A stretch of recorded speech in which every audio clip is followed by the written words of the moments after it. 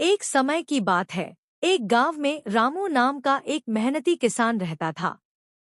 वह रोज सुबह उठकर खेतों में काम करता और अपने मवेशियों की देखभाल करता था।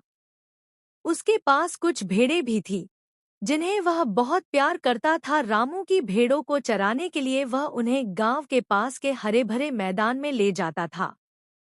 लेकिन उसी जंगल में एक चालाक भेड़िया भी रहता था।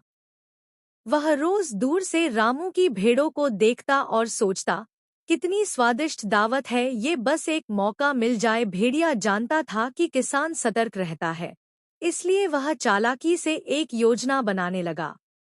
अगले दिन भेड़िया एक भेड़ की खाल पहनकर भेड़ों के झुंड में शामिल हो गया।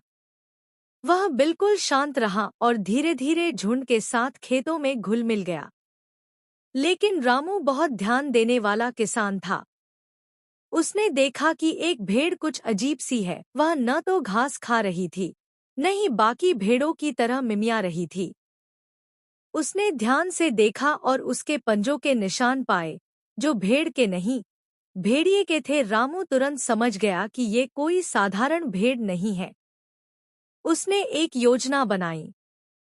अगले दिन वह कुछ गांव वालों को लेकर आया और भेड़ियों के भेष में छिपे उस भेड़िए को पकड़ लिया। भेड़िया चिल्लाया, मुझे माफ कर दो, मैं भूखा था।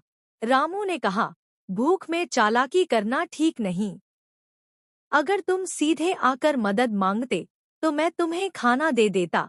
रामू ने गांव के बच्चों को सिखाया कि हमेशा सतर्क रहना चाहिए और किसी की नीयत परखने के लिए केवल उसकी शक्ल पर नहीं, उसके कर्मों पर ध्यान देना चाहिए। किसी की बाहरी रूप को देखकर धोखा मत खाओ, असली पहचान उसके व्यवहार से होती है।